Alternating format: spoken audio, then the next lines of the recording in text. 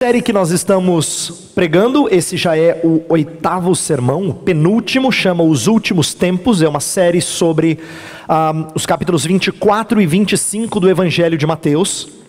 Se você está na igreja há algum tempo, você sabe, tem acompanhado isso. E nós vamos terminar no próximo domingo. Então estamos chegando ao final dessa série. Esse é o penúltimo sermão sobre os últimos tempos. No domingo passado, o pastor Jailson nos lembrou os propósitos diferentes das parábolas que Jesus vem contando. Isto é, depois de passar a maior parte do capítulo 24 falando de coisas de forma profética, ele conta 4 parábolas, duas no final do 24 e 2 no início do 25. Então, a primeira parábola da figueira mostra que o tempo da vinda do Senhor Jesus é incerto. A segunda parábola, que foi exposta pelo nosso seminarista Matias, dos servos, mostra que às vezes Jesus vem antes do esperado e surpreende aqueles que não estão preparados. No domingo passado, o pastor Jailson falou sobre a parábola das virgens, que mostra que às vezes Deus vem depois do que alguns esperam e pega de surpresa aqueles que acabaram dormindo nessa espera, no caso, as virgens despreparadas. E hoje eu vou falar sobre a última dessas 4 parábolas, que é a parábola dos talentos, em que Jesus vai explicar como se espera. Como é que nós temos que esperar a sua volta? Qual é a nossa postura? Qual é a nossa atitude à medida que nós esperamos a sua volta? Bem, antes de entrar na parábola em si, eu quero lembrar a você que no Evangelho de Mateus houve um momento interessante em que Jesus parece ter mudado a sua didática e passado a ensinar por parábolas, e os discípulos estranharam isso. Então no capítulo 13 de Mateus, eles perguntam para Jesus: por que você ensina por parábolas? Jesus, por que o Senhor nos ensina por parábolas? E aí Jesus dá uma resposta surpreendente. Ele não fala assim: é porque eu gosto de ilustrar, eu sou um bom pregador, eu sou um bom mestre, eu gosto de contar história porque história ilustra. Não é isso. No capítulo 13 ele diz que parábolas vão fazer uma coisa surpreendente.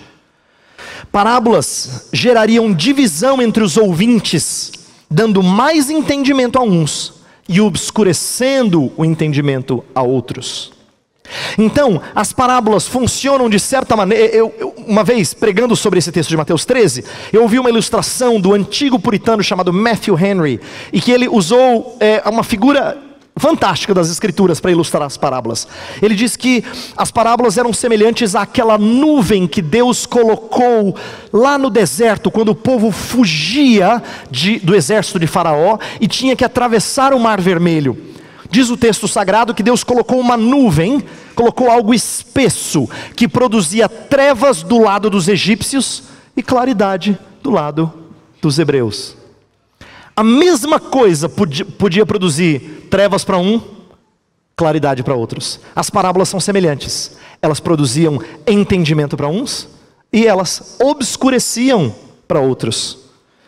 E além disso, Jesus fala que aquele que tem pouco, até esse pouco lhe será tirado. A ideia de ser tirado pouco entendimento dos céticos é uma demonstração de que parábolas traziam coisas boas para o seu povo, mas de certa maneira juízo para aqueles que estavam junto de Jesus, mas que não se submeteram a Jesus. Então eu estou trazendo esse ensinamento agora, para que a gente volte para a parábola dos talentos e entenda que ela traz o mesmo princípio de juízo. Como a gente vai ler daqui a pouco, Jesus vai dizer: olha, até o pouco que alguns têm será tirado e dado para aqueles que têm muito. Parece uma desproporção, não é? Jesus não reparte igualmente para todos. Aqui é um Jesus que não seria considerado politicamente correto, mas ele vai nos explicar o propósito dele, de como ele pode recompensar em muito aqueles que se submetem ao seu direcionamento, às suas diretrizes, e por outro lado, ele alerta aqueles que têm sido negligentes para que sirvam.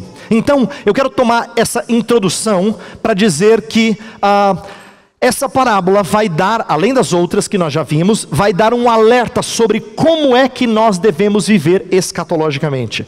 Eu não sei se você se lembra, nos primeiros sermões da série, eu disse assim: essa série não é para trazer curiosidades sobre escatologia para você, não é para interpretar textos que você nunca entendeu.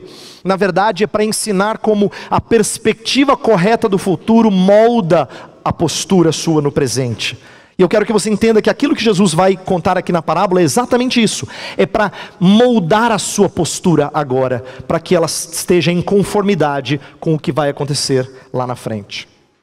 No último sermão que eu preguei, foram 3 domingos atrás, eu disse que tem texto na Escritura que mostra que a vinda de Cristo está perto. Tem texto na Escritura que mostra que a vinda de Cristo está longe. Inclusive o nosso texto fala que a viagem que o dono vai assumir é demorada. Depois de muito tempo ele volta. Então a ideia é de que ela demora bastante tempo. E tem texto na Escritura que fala que ninguém sabe. Aí eu fiz a pergunta, então, está perto, está longe ou ninguém sabe? E a razão de eu ter feito essa pergunta é porque parecem 3 alternativas contraditórias, autoexcludentes. Porque se está perto não está longe, se está perto você tem uma noção. Se está longe, não está perto e você tem uma noção. Se ninguém sabe, você não sabe se está perto ou está longe. Então, e aí? Mas as 3 coisas são proferidas por Jesus.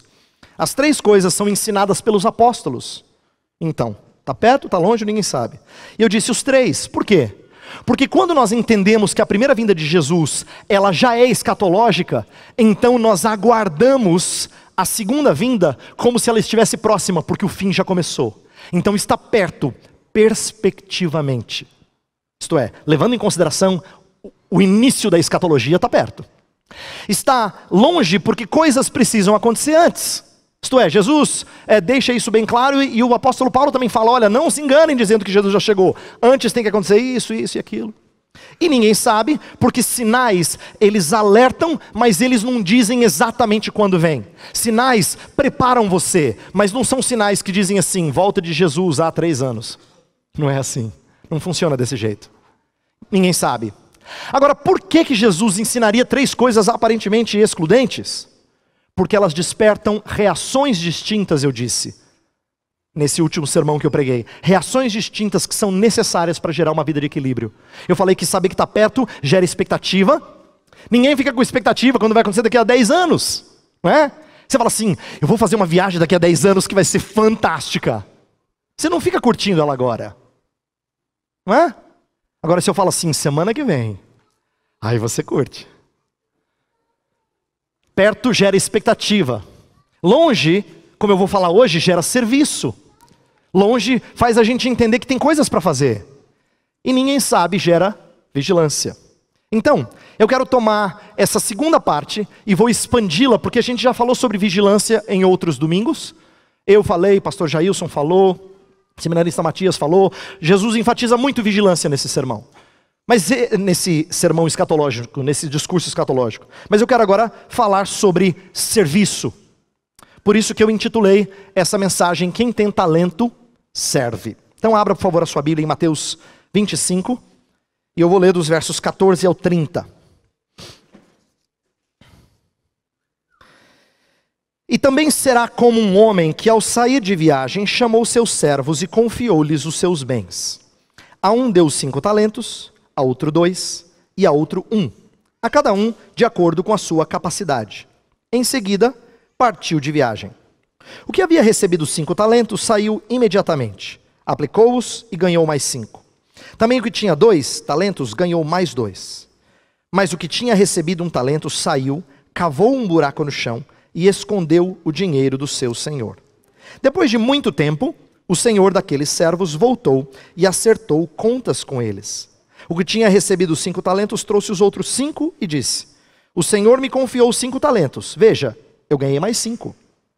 O senhor respondeu: muito bem, servo bom e fiel. Você foi fiel no pouco, e eu o porei sobre o muito. Venha e participe da alegria do seu senhor. Veio também o que tinha recebido 2 talentos e disse: o senhor me confiou 2 talentos. Veja, eu ganhei mais 2. O senhor respondeu: muito bem, servo bom e fiel. Você foi fiel no pouco, e eu o porei sobre o muito. Venha e participe da alegria do seu senhor. Por fim, veio o que tinha recebido 1 talento e disse: eu sabia que o senhor é um homem severo, que colhe onde não plantou e junta onde não semeou. Por isso tive medo, saí e escondi o seu talento no chão. Veja, aqui está o que lhe pertence. O senhor respondeu: servo mau e negligente. Você sabia que eu colho onde não plantei e junto onde não semeei? Então você devia ter confiado meu dinheiro aos banqueiros, para que quando eu voltasse o recebesse de volta com juros. Tirem o talento dele e entreguem-no ao que tem 10, Pois a quem tem, mais será dado, e terá em grande quantidade. Mas a quem não tem, até o que tem lhe será tirado. E lancem fora o servo inútil, nas trevas, onde haverá choro e ranger de dentes. Eu quero começar a exposição dessa parábola perguntando a você o que é talento. E eu quero explicar algo muito curioso que eu aprendi essa semana estudando para essa mensagem. A palavra grega talanton, ela significa uma medida, uma quantidade de peso, uma medida de peso, e eles pesavam diferentes metais. Então, dizia respeito a dinheiro, uma quantidade de dinheiro. Embora o grego talanton se refira à quantia de dinheiro, a palavra portuguesa, assim como no inglês e em outras línguas também, a palavra para talento, que a gente normalmente usa para se referir à aptidão natural que alguém tem, ela foi moldada por essa história. A palavra grega entrou no nosso vocabulário, talanton virou talento, porque talento diz respeito a desenvolver o seu potencial, que é exatamente o que essa parábola ensina. Cada um vai receber uma quantidade de dinheiro e tem que desenvolver correspondente ao que tem. Quem tem 5, ganhou 5. Quem tem 2, ganhou 2. E quem tinha 1, tinha que ganhar outro talento. Então, a palavra talento, na nossa língua, ela nos dá um pouco de entendimento sobre o que essa parábola vai ensinar. Só que se eu dissesse, vamos falar de talentos que nós temos para doar a Deus ou entregar no serviço de Deus, eu perderia de vista algumas das coisas que são presentes no nosso mundo. Isto é, a secularização obscureceu o fato de que talento é recebido, portanto não é nosso. Aqui na história, eles recebem um dinheiro que não é deles. Não é interessante isso? Porque a maioria de nós, quando fala de talento, a gente fala de uma habilidade que nós temos. Aqui não. Nessa história, talento é uma coisa que não é sua, é do outro. Você administra, enquanto o outro não volta para receber de volta. Portanto, talento, no fundo, não é nosso. E por isso nós prestaremos conta quanto ao uso do mesmo. O que eu quero fazer então nessa mensagem? Eu quero resgatar o sentido daquilo que nos foi dado e dessa ideia de prestação de contas. Eu quero usar essa parábola como um exemplo de que o que nós temos, tudo que nós temos, inclusive o que nós chamamos de talentos, foram dados pelo Espírito de Deus a cada um de nós. E Deus vai pedir contas de cada coisa que nos foi entregue.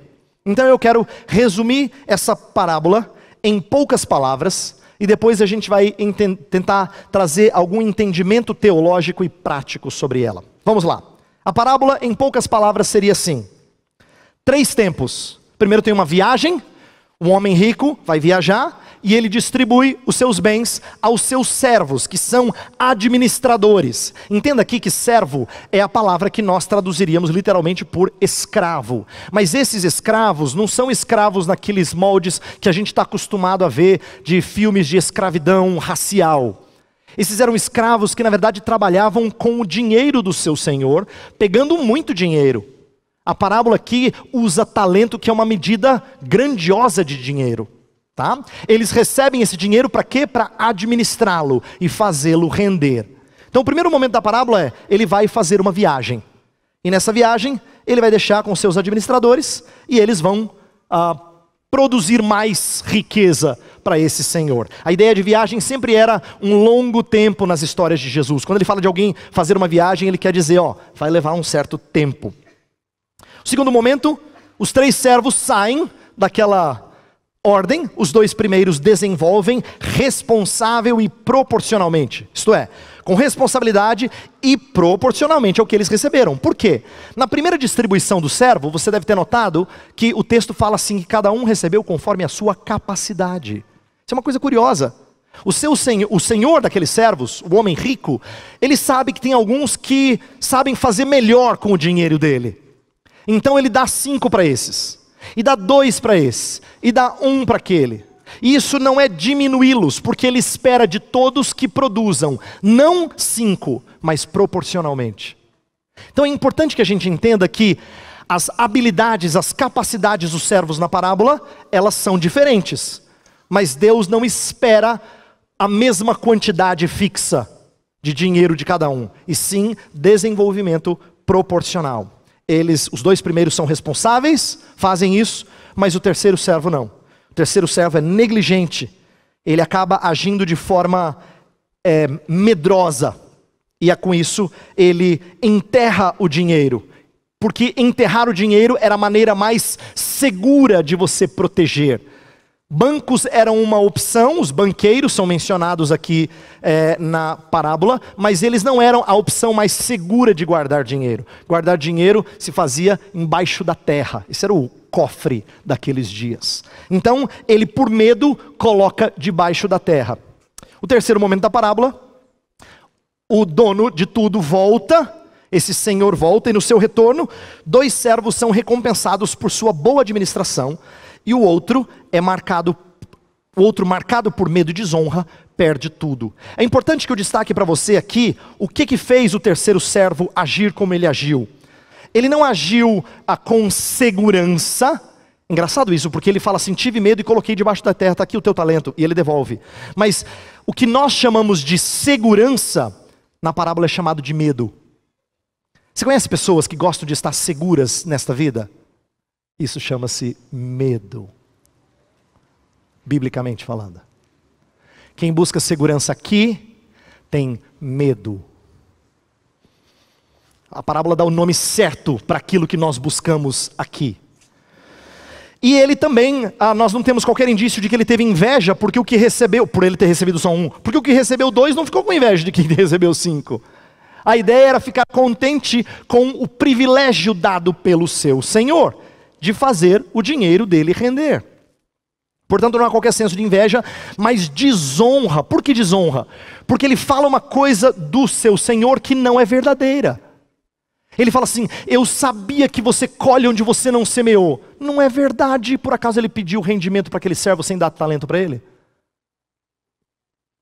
Ele havia recebido o investimento do seu Senhor. Mas ele tem uma visão tão negativa do seu Senhor que fala assim, não, eu sabia que o Senhor era muito severo. Sabia que o Senhor ia colher onde o Senhor não semeou. O Senhor ia pedir de onde o Senhor não deu. Mas olha só, ele não só desonrou o seu Senhor, ele foi inconsistente, não foi? Porque se ele sabia que Deus, que o dono era assim, então ele deveria ter investido e não guardado. Se o dono é tão cruel assim, ele devia ter feito render. E essa é a palavra do dono de todo o dinheiro no final da parábola. Ele fala assim, você sabia que eu era assim? Ele não está afirmando, ele está dizendo, é isso que você pensava de mim? Então pelo menos você devia ter colocado no banco, né? Assim rendia um pouco de dinheiro e você me devolveria com juros, isto é, com rendimento. Então, esse terceiro servo é colocado como um exemplo de negligência. E negligência na Escritura é tratada com rigor.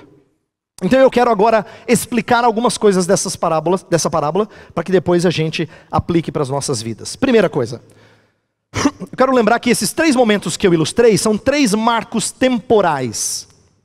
3 marcos temporais, e os 3 têm a ver com escatologia. Primeiro, a viagem do homem rico e distribuição de bens aos servos diz respeito a Jesus Cristo subir aos céus. A sua ascensão é considerado parte da escatologia. Já é considerado o tempo chamado os últimos tempos. Os últimos dias, a última hora. A Bíblia trata assim. Quando ele sobe aos céus, como a gente leu em Efésios 4, ele o faz para mostrar que ele vai reinar sobre tudo, e ele está reinando sobre tudo, e ele vai trazer dons aos homens, para que a igreja cresça, e o seu reino se torne evidente. Então ele derrama dons aos homens, para que a igreja então manifeste esse crescimento, como a gente leu na liturgia em Efésios 4. Eu coloquei a passagem de Atos 2, porque Atos 2 é o famoso derramar do Espírito no dia de Pentecostes. Os discípulos estavam lá perdidos porque Jesus subiu aos céus, mas eles lembraram que Jesus tinha dito para eles assim, eu vou subir, mas eu vou mandar um Consolador, e vocês vão receber dele poder, e vocês vão ser minhas testemunhas, de maneira ampla. Então eles aguardam, e quando o Espírito é derramado sobre eles, eles começam o avanço do reino de Deus. Então, esse primeiro momento, representado por uma viagem do homem rico, e a distribuição de bens aos servos, é a primeira vinda. É a primeira vinda. Ele veio, conquistou as coisas, ele deu as riquezas aos seus servos e disse, agora fazei discípulos. Agora preguem o evangelho em todo mundo. E ele vai para a sua viagem. O segundo momento é o que nós vivemos agora, que também é escatologia. Eu tenho lembrado a vocês, domingo após domingo, que escatologia não é só o finzinho que está lá na frente, que ainda não aconteceu, ou talvez esteja começando agora. Não, já começou e está acontecendo. E ele é chamado de um longo tempo. Longo tempo de ausência do dono e rentabilidade do dinheiro apontam para a ideia desse período entre a primeira e a segunda vindas de Cristo. E o reino avança. O reino avança. Lembra que nós falamos na segunda mensagem da série, aquele verso, o evangelho será pregado a todas as nações. Foi no final da segunda mensagem dessa série. E eu disse uma coisa que às vezes a gente não presta atenção. Quando Jesus fala, e o evangelho será pregado a todas as nações, ele não está dando uma ordem. Ele não está dizendo assim, pregue. Não. Ele está dizendo, e vai crescer. É uma afirmação, não é uma ordem. Então, a ideia é que enquanto nós aguardamos a sua vinda, vai crescer. O reino irá crescer. E o terceiro momento, o retorno do homem e a prestação de contas, apontam para a segunda vinda e o juízo final. Então Jesus contou uma parábola simples, mas bastante ilustrativa dos 3 momentos escatológicos que a gente tem ensinado aqui. Sua primeira vinda, o que ele conquista na sua cruz, ressurreição, ascensão. Depois o período em que nós permanecemos aqui até o seu retorno, e isso também é escatológico, até que ele venha e termine, consume todas as coisas. O que a gente aprende desses marcos temporais e dessa parábola? Eu quero que a gente reflita agora sobre algumas coisas preciosas que Deus nos ensina nessa parábola. A primeira coisa, Cristo confiou tesouros à igreja. Eu disse que talento representa muito dinheiro. É difícil dizer exatamente quanto que custava um talento, porque talento era literalmente uma medida de um ferro, né? Então podia ser de ouro, de prata, de cobre. Então dependendo do valor de cada metal, então o talento valia uma coisa diferente, óbvio, né? Mas existem alguns indícios em alguns lugares, escritos extra-bíblicos, que apontam para a ideia de que um talento era mais ou menos equivalente, em algumas regiões, a 6.000 denários. Para você entender, um denário era o dia de um trabalhador comum. 6.000 denários são 6.000 dias de trabalho. É mais ou menos 20 anos de um trabalhador comum. Então, cada talento representava 20 anos de salário mínimo, para usar a linguagem brasileira, tá bom? Contemporânea. Então eles não receberam pouco dinheiro.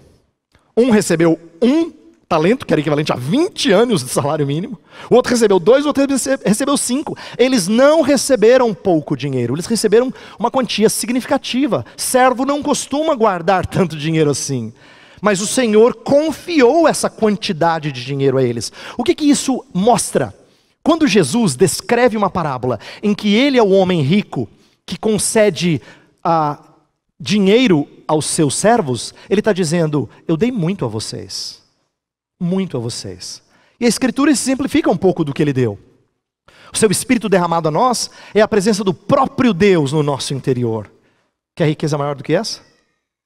Os dons espirituais, nós lemos em Efésios 4, mas trata disso também em Romanos 12, 1 Coríntios 12 e outros textos mais.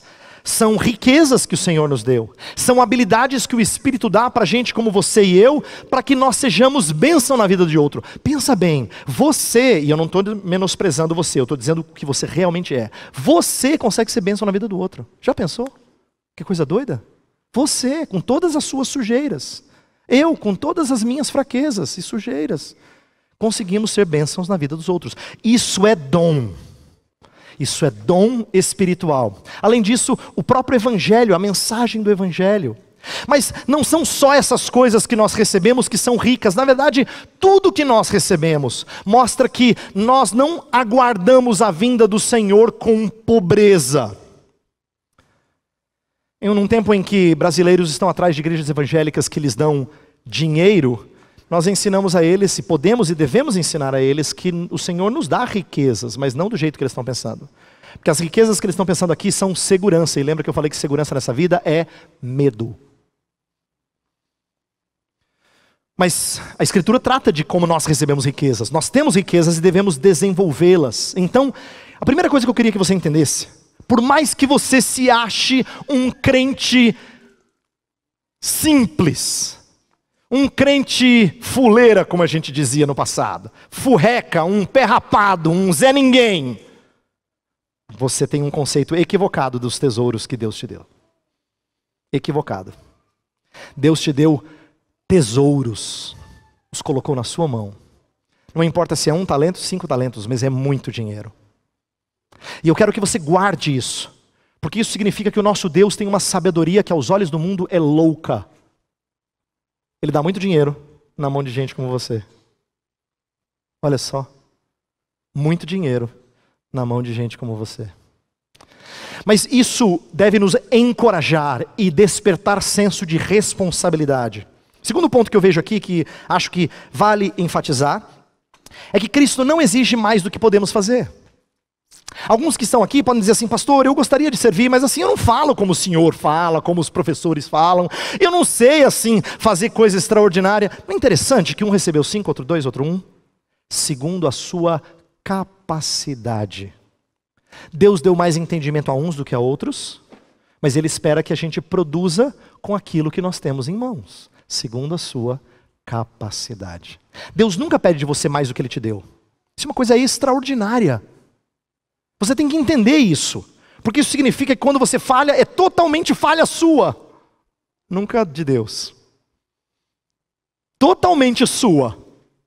Então você tem mais do que você precisa, e Ele só cobra aquilo que Ele te deu. Ele espera que você sirva em conformidade com o que você tem. E aí você tem exemplos na Escritura de gente que serviu com mais dinheiro do que tinha. Por exemplo, os macedônios são citados por Paulo lá em 1 Coríntios. E é dito que eles deram acima de suas posses. Por isso que Paulo os cita como exemplo para os coríntios. Porque eles sim souberam usar de responsabilidade. Eles fizeram 5 talentos virar 10, 12 talvez. Eles fizeram além das suas posses. Mas Paulo não espera sempre isso dos crentes. Ele quer que nós dediquemos e entreguemos e nos doemos de acordo com aquilo que Deus nos deu. Então, se além das posses parece uma coisa assim utópica, o que eu estou te lembrando é que não só esse é um exemplo bíblico, mas dar proporcionalmente é um exemplo bíblico. Isso você pode fazer. Ninguém é privado de servir proporcionalmente. E é nisso que a Escritura se mostra sábia. Terceiro lugar, nós aguardamos sua vinda não com ócio, mas pronto serviço e certeza de lucro. O que eu quero dizer com isso? Com pronto serviço e certeza de lucro. É que nós lemos 2 Tessalonicenses 3 na liturgia, que é um texto que fala que as pessoas que aguardavam Jesus Cristo fizeram assim, né? Cruzaram os braços e não fizeram nada. Jesus está falando: não, você não entendeu. Enquanto eu vou e não volto, você é como servo que tem o meu dinheiro na mão. Faça bom uso dele. Sirva. Então nós não o aguardamos como ociosos. Nós o aguardamos com pronto serviço. Por que eu coloquei isso no slide, pronto serviço? Porque na descrição do primeiro servo diz assim: saiu imediatamente e foi fazer o dinheiro do seu senhor render. Saiu imediatamente. E aí sobre o segundo servo, no original fala assim: do mesmo modo, isto é, ele também saiu imediatamente. Não é interessante? A viagem ia ser longa. Eles podiam ficar esperando um tempinho lá na rede, não é? Mas não teve ociosidade. Saíram imediatamente. Esse senso de urgência de serviço é uma coisa que nós devíamos lembrar. A igreja de Cristo saiu a pregar o evangelho de Jesus Cristo não no 3º, no 7º século. Assim que Jesus subiu, o Espírito foi derramado. Então nós tínhamos que entender serviço assim. É sempre tempo de servir. E o serviço precisa ser urgente. E além de pronto serviço, certeza de lucro. Essa é uma coisa fantástica. Quando Paulo estava falando sobre escatologia em 1 Coríntios 15, ele estava falando sobre a ressurreição do corpo. O último verso do capítulo é assim: irmãos, sede firmes e inabaláveis, sempre abundantes na obra do Senhor, sabendo que no Senhor o vosso trabalho não é vão. Em outras palavras, quem investe dinheiro do Senhor sempre tem benefícios, sempre tem rentabilidade. Sempre. Investir nas coisas do Senhor sempre traz lucro. Sempre. É inevitável. Não há exceções. Buscai, pois, em primeiro lugar o seu reino e a sua justiça, e as demais coisas vos serão acrescentadas. E por último, no juízo, privilégios serão magnificados e desonra será desmascarada e castigada. E aqui eu quero que você atente para o seguinte. Quando Jesus fala do juízo final, e a gente vai falar mais do juízo final no próximo domingo, a última mensagem. Mas agora eu preciso dizer algumas coisas. Em primeiro lugar, o juízo é um momento em que tudo que estava escondido é trazido à tona. E aqueles que serviram com desprendimento, com prontidão, eles terão os seus privilégios magnificados. A ideia é que os verdadeiros discípulos, aqueles que tomaram o que Jesus lhes deu e investiram nas coisas do Senhor, eles não só vão receber um pouquinho, eles vão receber muito mais. O texto 2 vezes diz a mesma coisa para os 2 primeiros servos. Olha só, versículo 20 fala assim, 21. Muito bem, servo bom e fiel, você foi fiel no pouco, eu o porei sobre muito. A ideia é, eu te dei 5 talentos, agora eu vou deixar você administrar muito mais. É a ideia de que o servo vai ser recompensado com privilégios de administração das coisas do Senhor em muito maior medida. E diz assim, venha e participe da alegria do seu Senhor. A ideia é que ele vai ser recebido em festividade. Vem cá na minha mesa. Participa comigo. Ele tem plena comunhão com o seu Senhor. Isso acontece com o primeiro servo, com o segundo servo. Isso significa que aqueles que servem de maneira correta ao Senhor, eles terão muito mais do que eles têm agora. Muito mais. Porque o Senhor derrama sem medida. Por outro lado, aquele que desonra, aquele que parece discípulo, que está entre nós, mas que não faz uso daquilo que recebeu do Senhor, esse é desmascarado no fim. Eu estou falando isso está entre nós porque eu quero que você compreenda que Jesus sempre falava para pessoas que estavam ali e faziam ao redor dele e aparentemente faziam parte do povo. Ele falou com judeus, por exemplo, que faziam parte do povo de Deus. O que aconteceu com eles? Diz que o reino foi retirado deles e foi dado a um povo que pudesse frutificar. Está em Mateus capítulo 21. A mesma coisa aconteceu lá atrás na história de Saul. Você lembra do rei Saul? Primeiro rei de Israel. Ele foi infiel ao Senhor. Diz o texto sagrado que o reino foi retirado dele e dado a Davi. Deus tinha feito isso outras vezes e ele fará isso de novo. Até o pouco que lhe foi dado vai ser tirado. Mas além de você perder privilégios, existe castigo. Então a palavra de Jesus não é macia. Ele fala de um castigo que traz desespero, terror, choro, ranger de dentes, a ideia de um lugar de grande tormento. O que eu quero que você compreenda é que Jesus Cristo, ele traz rendimento impressionante a quem investiu corretamente, mas ele também traz um castigo tristemente impressionante a quem negligenciou as suas orientações. Se você pensa que ser cristão e ser cético hoje em dia é oposto, você vai ver o que significa polos opostos no porvir. Lá a polaridade vai assumir uma proporção que você ainda não viu. Ainda não viu. Eu quero que a gente reflita sobre mais um ponto antes de algumas aplicações.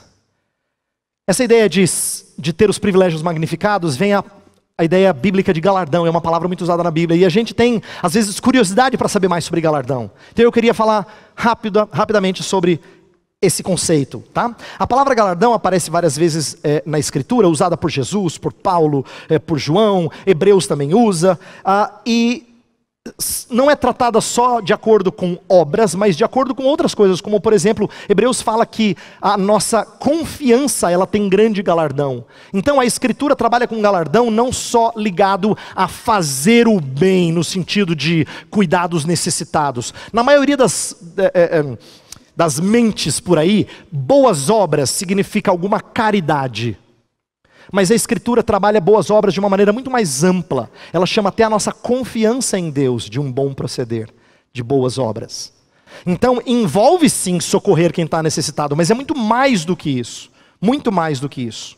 Bem, galardão então é um conceito que está na Escritura, mas a verdade é que nós não sabemos muita coisa sobre ele.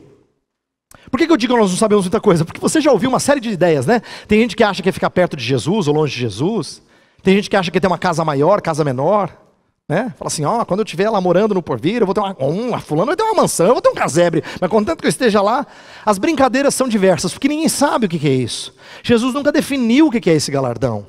Mas tem algumas coisas que ele quer que a gente saiba. E é sobre elas que eu quero refletir. Primeiro, galardão parece inconsistente com salvação pela graça, não é? Você fala assim, mas espera aí, nós não somos salvos pela graça? Que é essa ideia de Jesus recompensar quem está no caminho dele?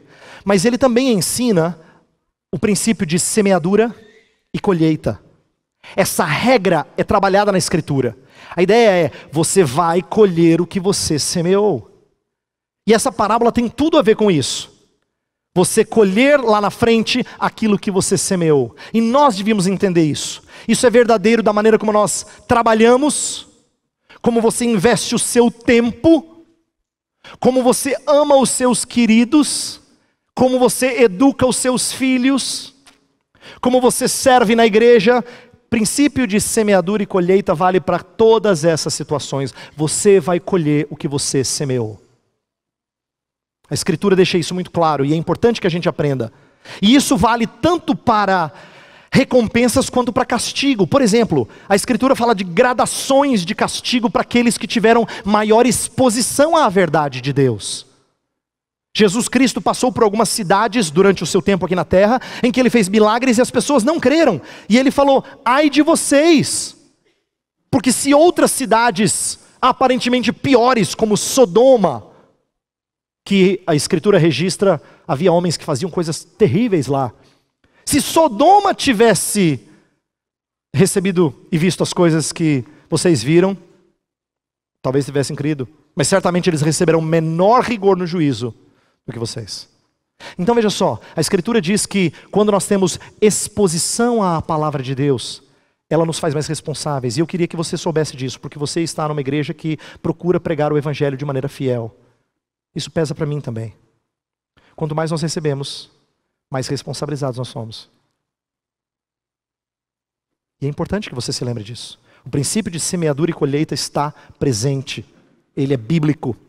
Aparece em 2 Coríntios, aparece em Gálatas, e nós temos que aprendê-lo. Agora, o que a Escritura fala sobre isso? Embora nós não saibamos o que seja galardão, nós sabemos que a recompensa nos encoraja a servir.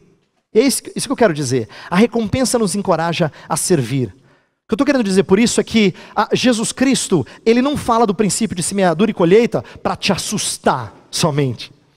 É para te encorajar. É para você saber que no Senhor o trabalho não é vão. É saber que Deus é galardoador dos que o buscam. De acordo com Hebreus 11:6, fé é crer que Deus existe e que Ele é galardoador dos que o buscam. Isto é, Ele gosta de recompensar aqueles que seguem a Ele. Ele tem prazer nisso. Então, a ideia de galardão na Bíblia, embora a gente não precise e não deva elocubrar sobre o que é galardão, porque a Bíblia não diz, ela tem um princípio importante. Um princípio de fazer você entender a regra de semeadura e colheita, mas para te encorajar. E caso você ainda tenha dificuldades com a ideia de galardão, porque parece que não bate com graça, eu quero te dizer o seguinte: galardão não funciona de forma meritória. Deus não fica lá pagando o cheque porque eu fiz coisas para Ele. Ela na verdade está dentro de uma estrutura de graça, em que Deus presenteia-nos por fazer a nossa obrigação. Pais às vezes fazem isso com seus filhos. Eles dão presentes aos filhos por coisas que os filhos deviam sempre fazer. Eles agradam os filhos por razões que os filhos deviam fazer sem o interesse de ser agradados. A ideia de um pai que é galardoador dos seus filhos é de um pai que não paga o que nós merecemos, mas graciosamente nos dá recompensas por fazermos aquilo que a gente deveria fazer de qualquer jeito. Então galardão é um conceito muito interessante. Eu quero que você entenda que aqui Jesus Cristo quer nos estimular a esperar por essas coisas.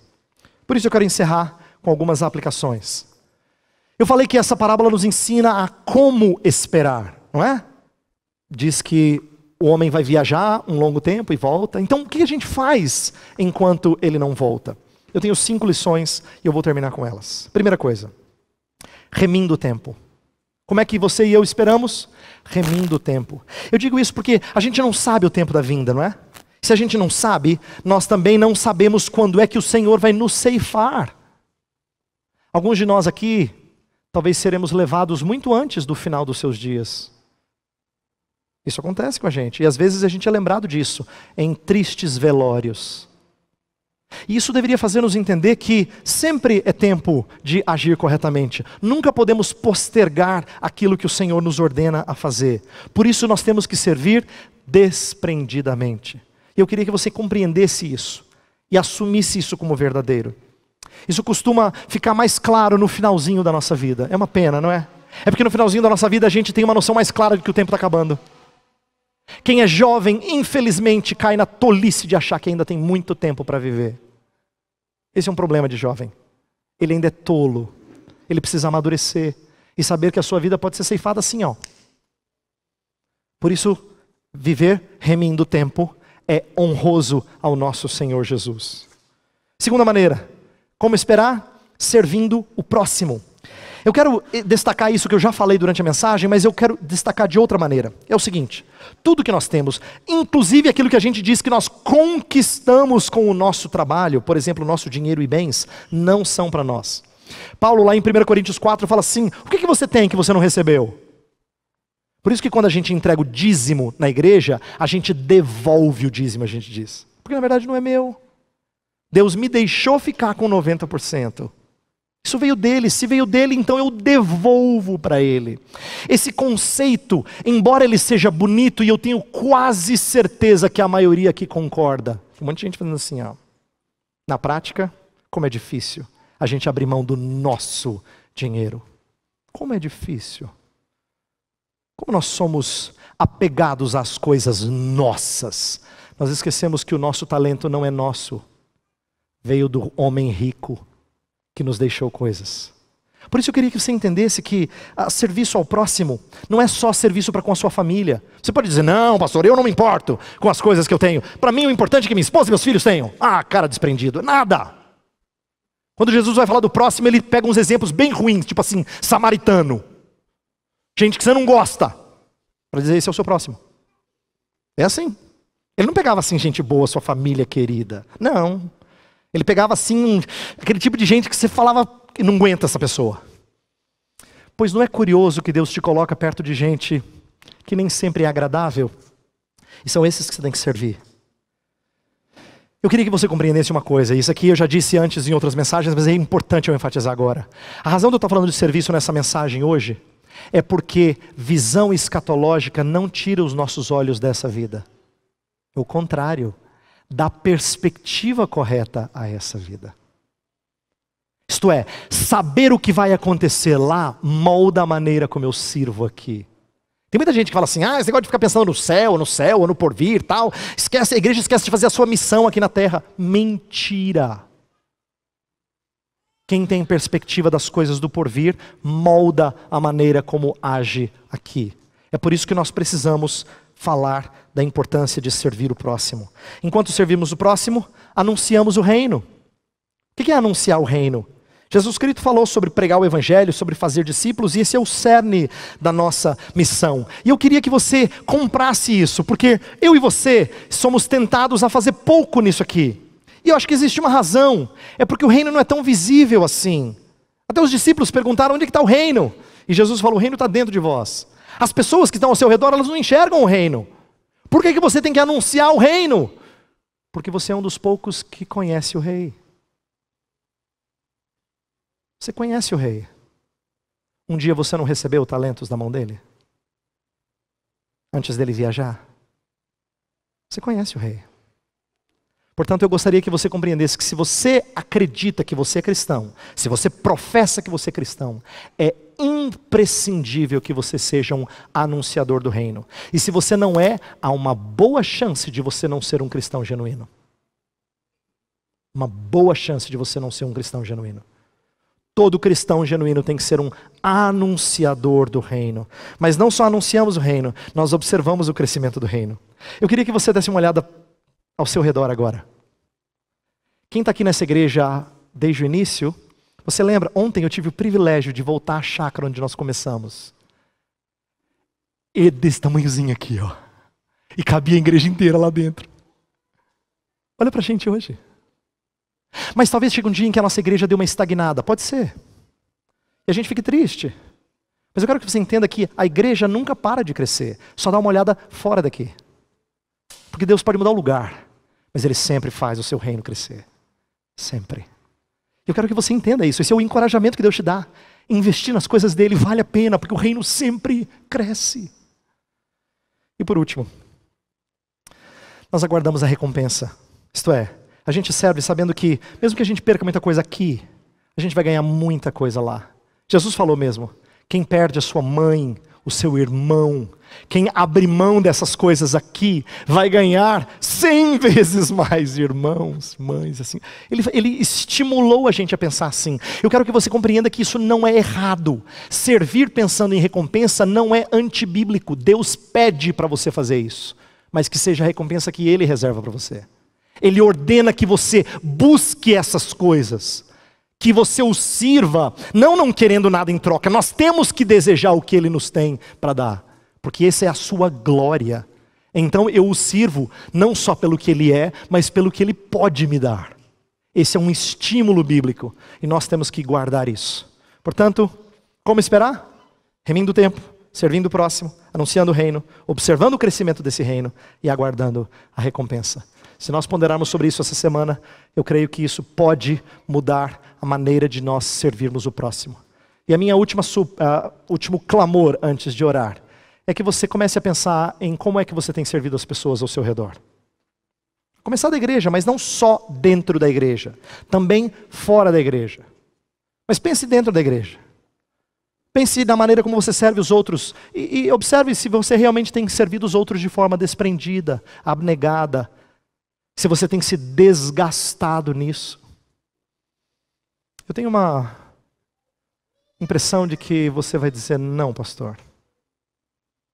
Então ore comigo agora. Uma pena que você não tem investido bem os talentos que Deus colocou na sua mão. Gostaria que você fizesse. Por isso eu vou orar por você e por mim. Feche seus olhos. Senhor, recebemos muitas coisas de Ti. E no entanto, nem sempre nós trabalhamos com propriedade, com adequação, com um espírito abnegado. Nós temos falhado porque muitas coisas que nós temos são só para o nosso deleite, só para a nossa alegria. Nós temos esquecido de que, enquanto nós aguardamos a volta do Teu Filho Jesus, nós temos que participar do serviço alheio. Nós temos que observar o crescimento que o Senhor opera no reino. Nós temos que anunciá-lo para todo canto da terra. E tudo isso tem sido feito por nós de forma muito tímida ainda, Senhor. Por isso eu quero convocar os meus irmãos e a mim também, para que nós nos arrependamos nessa manhã. E peçamos que o Senhor renove em nós vigor e essa perspectiva escatológica. Que a gente se lembre de como se portar, para que nós não sejamos achados como aquele terceiro servo, medroso e com um conceito equivocado do Senhor. Ó Pai, ajuda-nos nesta manhã. Faz-nos aguardar a Tua vinda, servindo conforme os talentos que recebemos. Oramos em nome de Cristo. Amém.